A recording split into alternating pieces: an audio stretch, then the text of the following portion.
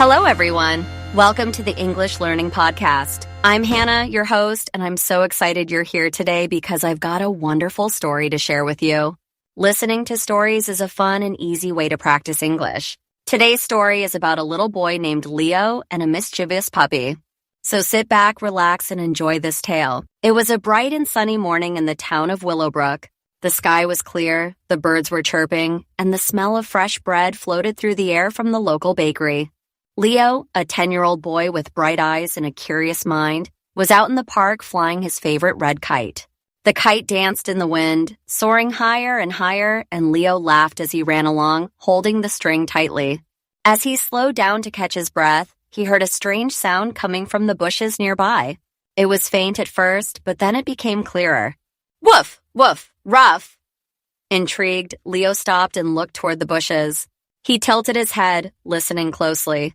What could it be? Slowly, he walked over and peeked behind the leaves. There, sitting under the shade of the bush, was a tiny puppy.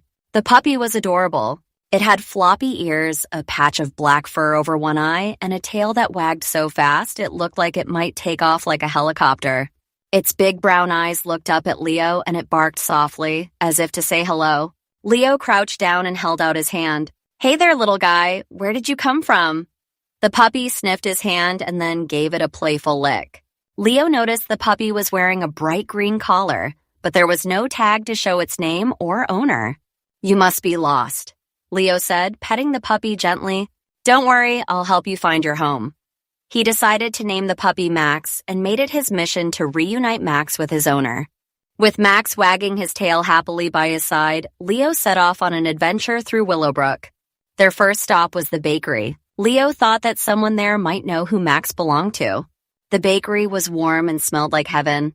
Mrs. Baker, the kind old lady who owned the shop, was behind the counter arranging freshly baked cookies. When she saw Leo walk in with Max, her face lit up. Good morning, Leo. Who's this little friend you've got there?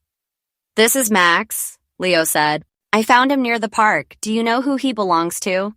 Mrs. Baker leaned over the counter to take a closer look at the puppy. Oh, he's a sweet one, isn't he? But I'm afraid I don't know whose dog he is. Why don't you ask Mr. Green, the gardener? He's always in the park and might know something. Before they left, Mrs. Baker handed Max a small cookie shaped like a bone. Max gobbled it up in seconds and barked happily, his tail wagging as fast as ever. Thank you, Mrs. Baker, Leo said, and they headed off toward the park. When they arrived at the park, they found Mr. Green trimming the bushes near the playground. He was wearing his big straw hat as usual and humming a tune as he worked. Leo waved and called out, Hello, Mr. Green. The gardener looked up and smiled. Leo, and who's this little rascal with you? This is Max, Leo explained. I'm trying to find his owner. Mrs. Baker said you might know.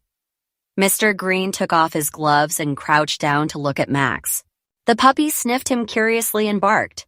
I've seen this little fellow running around before, Mr. Green said. But I don't know who he belongs to. Why don't you try the library? Lots of people go there, and maybe someone has seen him. Leo thanked Mr. Green and set off for the library with Max trotting beside him. The library was quiet and cool, with shelves full of books that reached up to the ceiling. Ms. Willow, the librarian, was organizing books on a tall shelf. She turned when she heard Leo's voice. Hi, Ms. Willow. I'm looking for the owner of this puppy. Do you know anyone who's lost a dog? Ms. Willow adjusted her glasses and looked at Max.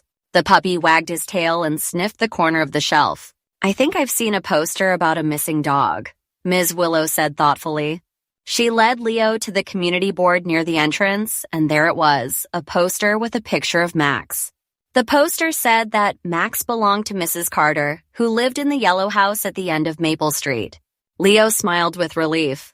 Thank you so much, Ms. Willow. Come on, Max, let's get you home. Max barked as if he understood, and the two of them set off for Maple Street.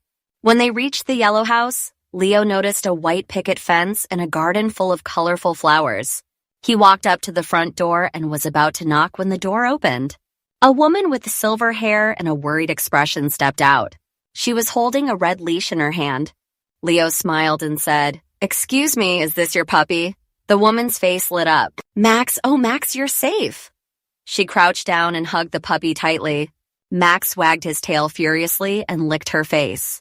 "Thank you so much, young man," she said, looking at Leo with gratitude. "I was so worried about him." Leo smiled. "He's a great puppy. We've had quite the adventure today." Mrs. Carter laughed and invited Leo inside for a glass of lemonade. Before he left, she handed him a small bag of homemade cookies as a thank you gift. Max barked happily, wagging his tail as he watched Leo walk away. As Leo made his way home, he felt proud of himself. It had been an exciting day, and he was glad to have helped Max find his way back to his owner.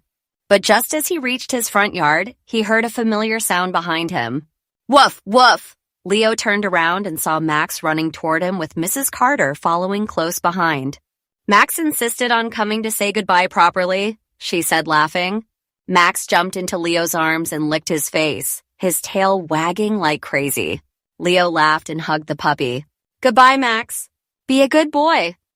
As Max and Mrs. Carter walked back to the yellow house, Leo waved, knowing that he had made a special friend that day. And from then on, every time he passed by Maple Street, Max would bark and wag his tail, reminding Leo of their little adventure through Willowbrook. Thank you so much for listening. I hope you enjoyed the story.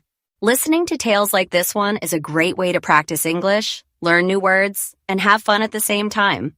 Remember, the more you listen, the better you'll get. See you next time on English Learning Podcast. Keep learning, keep practicing, and most importantly, keep having fun. Bye for now.